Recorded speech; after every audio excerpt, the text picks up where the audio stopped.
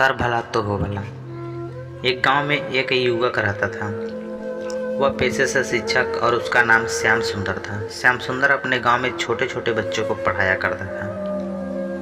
वो नौकरी तलाशने के लिए काफ़ी कोशिश कर रहा था, लेकिन उसे नौकरी मिल ही नहीं रही थी। श्याम सुंदर भगवान में बहुत आस्था रखता था।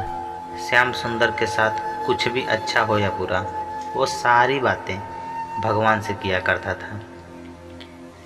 श्याम सुंदर के साथ अगर कुछ अच्छा होता तो धन्यवाद देता, और कुछ बुरा होता तो भगवान से शिकायत भी खूब करता था। श्याम सुंदर का अभी स्ट्रगल का दौर चल रहा था, तो वह भगवान से अक्सर शिकायत ही करता था। श्याम सुंदर जब भी भगवान से शिकायत करता तो वह एक ही बात हमेशा कहता था कि भगवान, मुझे नौकरी क्यों नहीं दिलवाते हो, क्यों मुझे इतना परेशान कर रहे हो। श्याम सुंदर का जीवन इसी तरह धीरे धीरे बीत रहा था। कुछ दिनों के बाद श्याम सुंदर को एक कस्बे में शिक्षक की पोस्ट पर सरकारी नौकरी लग गई। श्याम सुंदर ने तुरंत भगवान को धन्यवाद दिया और उनका आभार माना। लेकिन दिक्कत यह थी कि स्कूल गांव में था और श्याम सुंदर को रहने का इंतजाम कस्बे में किया गया था। उसके मकान से स्कूल तकरीबन 5 किलोमीटर की दूरी पर था। शुरुआती दिनों में पैसे ना होने की वजह से श्याम सुंदर को अक्सर इतना लंबा रास्ता पैदल ही चलकर जाना पड़ता था। कभी कभी उसे रास्ते में कोई वाहन दिख जाता तो उससे लिफ्ट मांग लिया करता था, लेकिन ऐसा बहुत ही कम बार होता था। श्याम सुंदर ने तय किया कि सबसे पहले वह पैसा जमा करके एक मोटरसाइकिल लेगा। उसने बहुत कंजूसी और अपने खर्च कम करके पाई पाई जोड़कर कुछ ही महीनों में मोटरसाइकिल लेने के लिए पैसे जुटा लिए और एक अच्छी सी मोटरसाइकिल खरीदी। अब श्याम सुंदर का जीवन थोड़ा आसान हो गया था। उसने फिर से भगवान को धन्यवाद दिया। श्याम सुंदर को अपना पुराना समय अच्छे से याद था। उसे इतनी दूर तक चलने की तकलीफ भी याद थी, इसलिए वह स्कूल आने के समय और वापस घर जाने के समय हमेशा किसी न किसी ज़रूरतमंद को अपनी मोटरसाइकिल पर बिठाकर लिफ्ट दे दिया करता था। कभी किसी छोटे बच्चों को स्कूल छोड़ दिया, कभी किसी बूढ़ों को लिफ्ट दे दी, तो कभी किसी किसान को शहर छोड़ दी। इस तरह से श्याम सुंदर आ रहा हो या अपने ड्यूटी से जा रहा हो, उसके पीछे कोई न कोई बैठा मिल ही जाता था। लोग श्याम सुंदर के बाइक को अब दूर से ही पहचानने लगे थे, क्योंकि हर कोई जानता था कि अगर श्याम सुंदर या उनकी बाइक आते दिख गई तो लिफ्ट जरूर मिल जाएगी। लोगों की मदद करके श्याम सुंदर को भी बहुत अच्छा लग रहा था। एक दिन श्याम सुंदर स्कूल से ड्यूटी खत्म करके अपने घर की तरफ जा रहा था। उस दिन कुछ ऐसा हुआ कि श्याम सुंदर ने लिफ्ट मांगने वाला कोई भी नज़र नहीं आ रहा था। तभी आधे रास्ते तक पहुंचने पर एक आदमी ने श्याम सुंदर से लिफ्ट मांगी। श्याम सुंदर ने तुरंत उस आदमी को बिठाने के लिए अपनी बाइक रोक दी। उस आदमी को बिठाकर वह अपने रास्ते चल दिया। कुछ दूर चलने पर सुनसान जगह आया और सुनसान जगह देखकर उस आदमी ने श्याम सुंदर के गले पर चाकू रख दिया और उससे कहने लगा कि तुम यह बाइक रोको और बाइक से उतर जाओ और यह बाइक मुझे दे दो, नहीं तो तुम्हें जान से मार दूंगा, और अब तुम मेरा पीछा भी मत करना। उस आदमी की बात सुनकर श्याम सुंदर को लगा आज तो मैं बुरा फंस गया।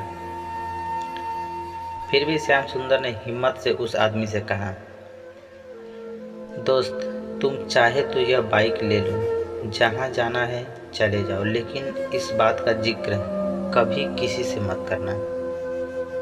क्योंकि इस रास्ते पर वैसे ही बहुत कम लोग गाड़ियों से आते जाते हैं और उनमें से भी बहुत कम लोग ही किसी को अपने साथ बिठाते हैं। अगर इस बात का पता लोगों को चल गया तो वे दूसरों को लिफ्ट देना बंद कर देंगे। उन लोगों को एक दूसरे पर से भरोसा उड़ जाएगा। मैं भी इस बात का जिक्र किसी से नहीं करूँगा।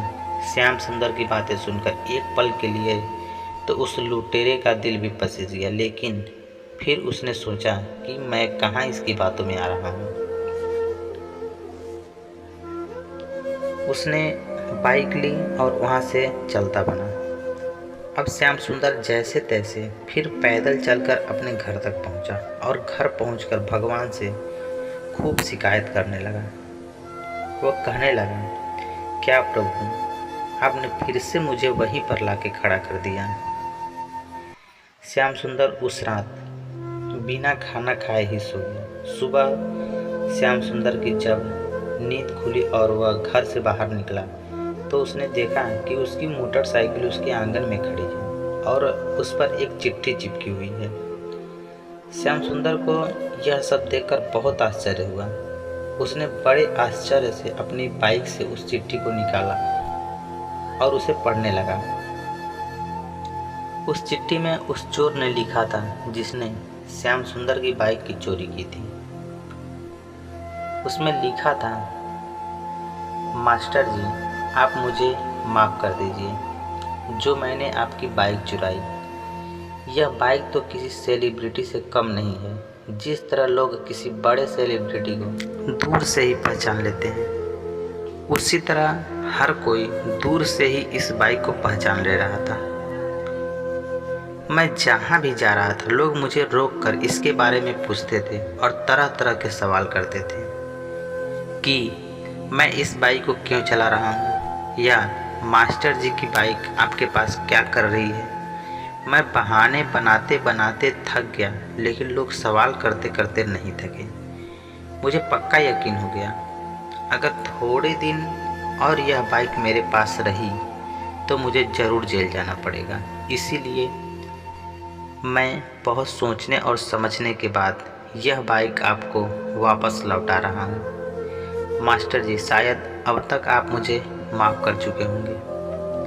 चिट्ठी पढ़ते पढ़ते मास्टर जी की हंसी छूट गई और उन्हें यकीन हो गया कि उन्होंने आज तक जितनी भी भलाई की है उसका फल भी उनको भला ही मिला है। उन्होंने फिर से भगवान को धन्यवाद दिया और फिर से लोगों की मदद करने में लग गए। दोस्तों, यह कहानी हमें एक बहुत अच्छी सीख सिखाती है कि कर भला तो हो भला। अगर आप दूसरों की मदद करेंगे तो भगवान भी आपकी मदद करेगा। दूसरों का भला करेंगे तो आपका भी भला होगा। तो मैं आशा करता हूँ कि यह कहानी सुनने के बाद आप लोग हमेशा दूसरों के बारे में भला ही सोचेंगे। लेकिन दोस्तों, मुझे यह कहते हुए बहुत दुख हो रही है कि हम जिस देश में रहते हैं, इस देश में अधिक से अधिक लोग दूसरे का टांग खींचने में ही लगे रहते हैं और यही वजह है कि ना वह अपने खुद कभी आगे बढ़ पाते हैं और ना किसी को बढ़ते हुए देख सकते हैं। तो दोस्तों, आप लोगों से हाथ जोड़कर निवेदन है कि आप लोग ऐसा ना करें। एक दूसरे का सपोर्ट करें और एक दूसरे के बारे में भला ही सोचें। वीडियो देखने के लिए बहुत बहुत धन्यवाद। बहुत ही जल्द मिलेंगे एक नए वीडियो के साथ। तब तक के लिए जय श्री कृष्णा, राधे राधे।